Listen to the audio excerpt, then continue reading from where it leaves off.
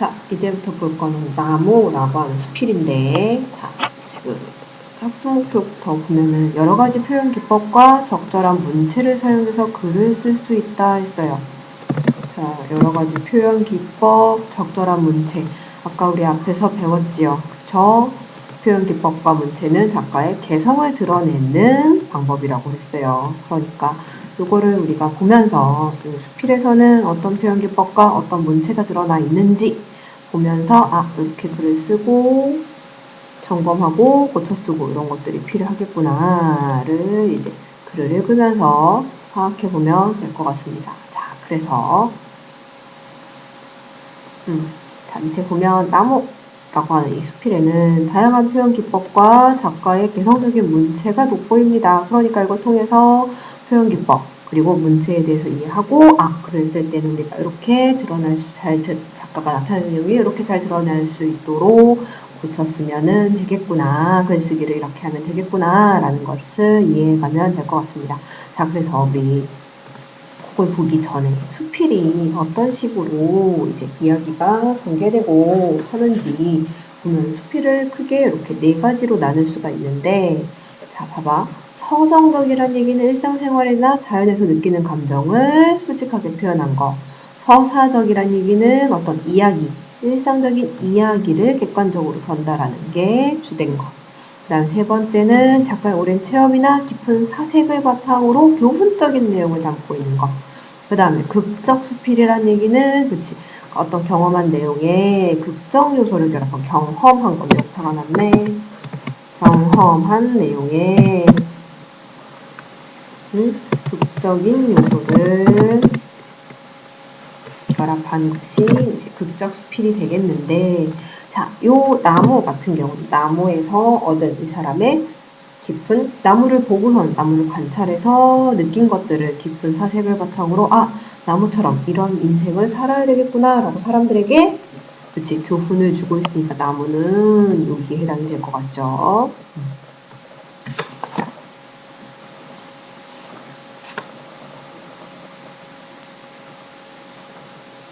자, 그러면 이어서 봅시다.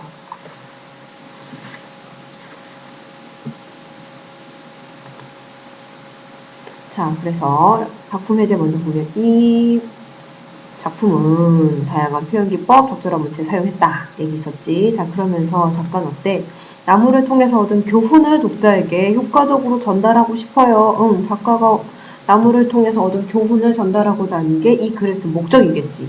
자, 근데 이거를 어떻게 효과적으로 전달하려고 했느냐.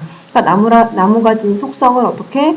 부드러운 문체를 사용했고, 또 인간의 속성에 빗대었어. 인간의 속성에 빗대었으니까 당연히 의인법 썼겠지. 자, 그러면서 나무는 뭐뭐이다 같은 표현을 여러 번 반복해서 사용을 하면서 의미를 강조했다. 그러니까 반복하니까 당연히 열거했겠지. 그치? 자, 그래서 우리 본문은 요런 의인법이라던가 이런 열거법이라던가 이런 것들이 어디에 나타나 있는지, 부드러운 문체가 어떻게 나타나 있는지 본문을 살펴보면서 찾아봅시다. 자, 나무는 덕을 지녔다. 자, 나무의 속성을 먼저 딱 제시했지. 나무는 덕을 지녔다. 그래서 어때? 주어진 분수에 만족할 줄 안돼. 주어진 분수에 만족할 줄 아는 삶의 태도를 뭐라고 할까? 알고 있지? 안분지족의 삶의 태도를 가지고 있는데, 자, 덕을 지니고 있는 모습이 어떤 것이 있느냐? 자기가 나무로 태어난 것을 탓하지 않음. 그치? 그래서 여기에 놓였는가 저기에 놓였는가를 말하지도 않고, 햇살이 따사로울까 물이 좋을까 하면서 새로운 자리를 엿보는 일도 없고, 또 물과 흙, 태양이 다 주는 대로 받으면서 많이 주는 거냐 많이 안 주는 거냐 좋으냐 나쁘냐를 따지지 않는데, 또 이웃의 처지에 눈을 떠보는 일이 없다. 그러니까 다른 사람의 처지를 부러워하는 일도 없는 거지. 그치? 그러면서 어때? 스스로 만족하는 태도를 가지고 있대. 자, 요러요러한 나무들의 속성으로 봤을 때 나무는 그렇지 덕을 지녔다라는 걸 우리는 알 수가 있어. 자, 그래서 여기서는 어떤 얘기? 물질적인 것에 욕심을 내지 않고 자신의 처지에 어때? 만족하는 삶을 살고 있구나. 잠깐만. 자신의 처지에 만족한 안분지족의 삶의 태도를 가지고 있구나 라는 걸 우리는 여기까지 봤지. 자, 그 다음에 나무는 어떻대? 고독하대. 나무는 모든 고독을 한대. 어떤 고독? 안개에 잠긴 아침의 고독. 또 어떤 고독? 구름에 덮인 저녁의 고독. 그 다음에 구슬비 내리는 가을 저녁의 고독. 한 방울 펄펄 내리는 겨울 아침의 고독. 또 팔이 옴싸가는 한여름 대낮의 고독. 또한 별이 열고 돌이 오는 동짓달 한밤의 고독도 한다. 그래서 나무가 고독하다. 그 고독한 나무의 모습들을 계절별, 시간별로 다 나열했지. 자, 이런 나무의 모습들을 쭉 나열하는 걸로 봤을 때 이 사람은 나무의 모습을 어떻게 깊이 있게 관찰을 했고 그걸 통해서 뭘 얘기했다. 나무가 고독함을 이겨내는 모습을 가지고 있겠구나 라는 것을 나타내고 있지. 자, 그러면서 그 다음 처음에 이제 뭐 했어? 나무에 덕이 있는 모습, 그 다음에 나무가 고독한 모습까지 했지. 자, 그러면서 이 다음에 세 번째 단락으로 가면 나무는 고독함을 알긴 하지만 어때? 아주 친구가 없는 것은 아니래. 달, 바람, 새라고 하는 세 가지 친구가 있는데 달은 아주 좋은 친구래지. 그치? 이심전심으로 의사가 통한다. 말을 하지 않아도 서로서로 이야기가 잘 통하는 친구고. 그치? 하지만 바람은 어때? 변덕스럽고 수다 많고 믿지 못할 친구라서 자기 마음대로 왔다 갔다 하고 왔다 갈 때는 꼭 상처를 내놓고 가기도 하고. 새도 역시 바람같이 믿지 못할 친구라서 지 마음대로 온다는 얘기지. 그치? 마음 내킬 때는 찾아오고 마음 내키는 대로 또 날아나고 가다가 믿고 둥지를 틀고 지쳤을 때 날아와서 푸념하는 것이 귀엽기도 하고 또 풍겨 노래할 때 노래를 들을 수 있는 것 또한 기쁨이 되어주는 친구라고 한대. 자, 근데 나무는 이 모든 것을 잘 가릴 줄 안다. 그러니까 좋은 친구, 나쁜 친구 다 어때? 다 감싸 안을 수 있는 모습을 가지고 있다. 친구가 좋다, 나쁘다에 치우치지 않는 모습을 가지고 있어. 그쵸? 자, 그래서 어때? 좋은 친구라고 해서 달만 반기고 믿지 못할 친구라고 해서 새와 바람을 물리치는 일도 없고. 그치? 그리고 똑같은 말이지? 달을 유달리 좋아하거나 좀 후하게 대해주거나 새와 바람을 박대 구박하는 일도 없고. 다 어때? 새 다른 달대도 새는 새대로 다 그치? 친구로 대해준대. 그리고 어때? 친구가 오면 다행으로 생각하고 오지 않는다고 해서 불행해하는 법도 없다. 그러니까 친구를 좋은 친구, 나쁜 친구, 사귐에 치우치지 아니하고 모두 다 어때? 받아들여주는 모습을 가지고 있는 거지. 자, 그래서 나무는 속속들이 다 이해하고 진심으로 동정하고 공감한대. 서로 마주보기만 해도 기쁘고 이웃하고 살아도 실증나지 않는 참다운 친구다 하고 있는데 자, 봐봐. 아까부터 보면은 자, 나무가 덕이 있는 모습들 선생님이 지금 분홍색으로 표시한 것들이 다 덕이 있는 모습들을 다 어떻게 써? 나열하고 있지. 그치? 자, 그러면서 나무는 고독하다 할 때도 나무가 아는 고독들을 쭉 나열해놨지. 그러니까 계속 뭐하고 있어? 열거법 사용하고 있고 덕이 있거나 고독하다 하거나 이런 감정들은 인간만이 느끼는 감정이잖아. 자, 그러니까 나무를 전체적으로 의인화해서 사람처럼 얘기하고 있는 거지. 자, 그러면서 우리 여기까지 이제 친구를 가리지 않고 다 이제 받아들여주는 포용력이 있다. 이런 모습까지 얘기했고 자, 근데 나무는 어때? 친구끼리 서로 즐긴다기보다는 어떤 모습?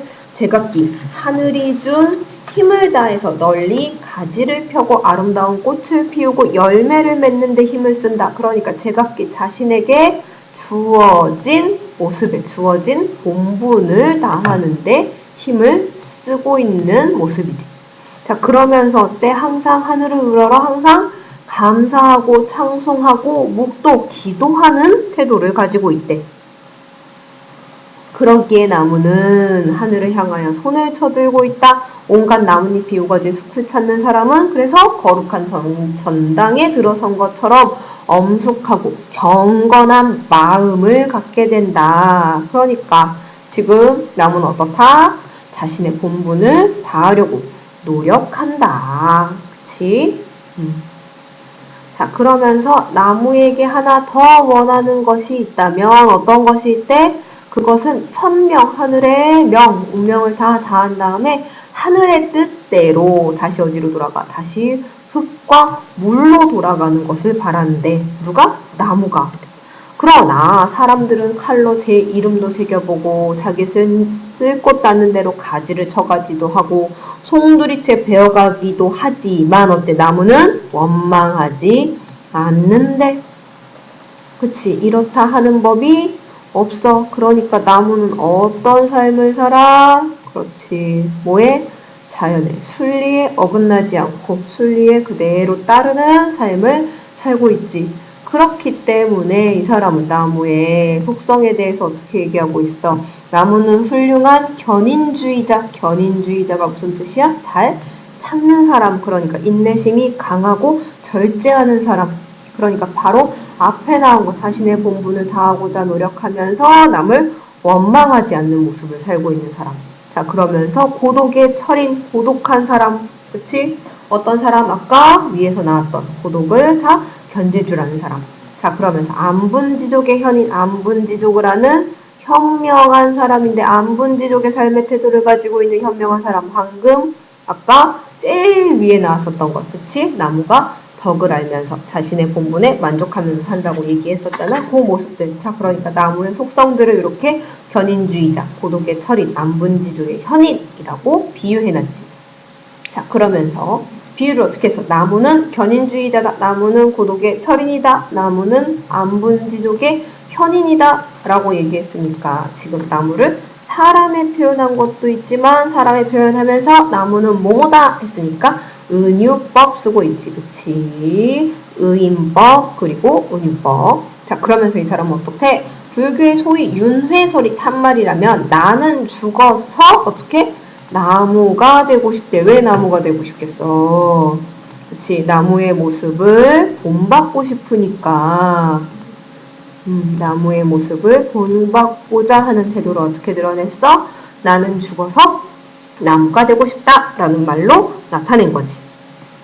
자, 그러면서 무슨 나무가 될까? 이미 나무를 뜻하였으니 어떻게 진달래가 될까? 소나무가 될까는 가리지 않을 거다. 그러니까 잠깐 꽃을 피는 진달래나 사시사철 푸르른 소나무나 어떤 것이 더 좋고 나쁜 걸 가리지 않겠다. 왜? 나무는 다 똑같으니까. 무슨 나무든지 다 어때? 자신의 삶에 만족하는 덕을 가지고 있고 고독을 견디고 이길 줄 아는 자세를 가지고 있고 그치? 또 친구의 사귐에 치우치지 않고 그리고 자신의 본분을 다하고자 하는 태도는 모든 나무든 다 똑같을 것이니까 어때? 더 나은 것이 무엇인지 따지고 욕심내지 않겠다. 나는 나무와 같은 삶을 살고 싶다라고 하는 얘기를 제일 마지막에 하면서 그치? 주제를 드러내고 있는 거죠. 자, 그래서 봐봐. 방금 나왔던 나무의 모습들을 지금 표에 정리해놨지. 나무의 속성, 그 속성이 나타나는 모습들. 그래서 여기서 이 사람이 나타내고자 하는 교훈적인 의미, 인간의 어떤 모습에 적용할 수 있는지에 대해서 이제 표로 정리를 해 놓았고, 자, 그리고 이게 왜 여기가 있나? 자, 그 다음에 이제 문체에 대한 얘기를 해야 되는데, 문체라고 하는 거는 이제 사람의 말투가 있듯이 글을 쓸 때도 글을 쓰는 말투의 문체가 있다 그랬지. 자, 그래서 문장 길이가 대체적으로 짧고 간결하다. 그럼 간결체. 좀 문장이 좀 길고 수식이나 설명이 많다. 그럼 만연체. 자, 그러면 이 글은 지금 간결할까? 문장이 길까? 문장이 좀, 그치? 길지. 그러니까 무슨 체? 만연체에 가깝겠지? 자, 그러면서 수식, 꾸며주는 말이 많으면 화려체, 그게 없이 단순하게 내용만 전달하고 있으면 건조체. 근데 지금 나무를 계속, 그치, 뭐뭐한 뭐뭐다 라고 얘기하고 있고, 말투를 어때? 그치, 부드럽게 사용했으니까 우유채에 가깝겠지.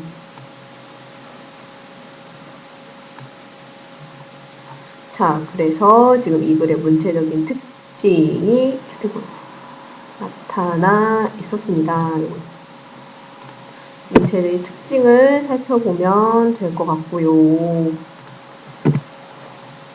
자, 그러면서 이제 보자. 표현기법. 아까 얘기했던 것처럼 사람처럼 얘기하고 있는 의인법. 그치? 그리고 또 어때?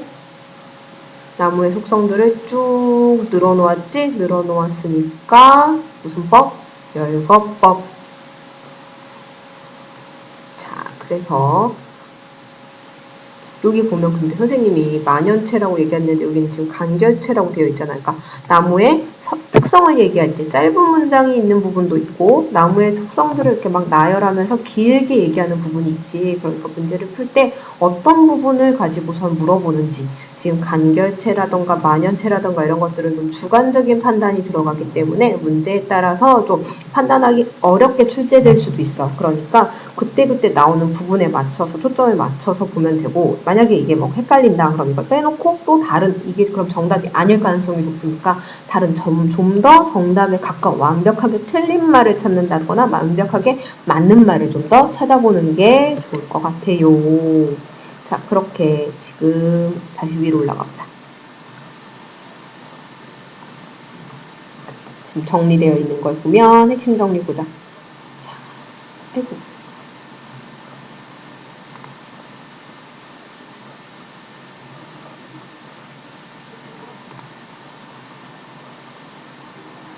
자, 그래서 얘는 봐봐. 지금 일단 나무라고 하는 생활 속의 소재를 가지고 우리 교훈을 주려고 하고 있으니까 경수필이지. 그치? 근데 나무에 대해서 깊이 있는 생각을 하고 있잖아. 그러니까 철학적이고 사색적이고 그 생각을 통해서 사람들에게 교훈을 주는데 그 나무가 매우 어떻다? 좋은 이상적인 모습을 가지고 있으니까 찬양하고 있으니 예찬적이라고 할 수 있죠.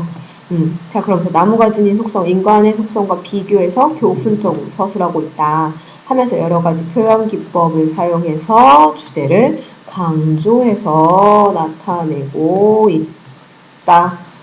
오케이?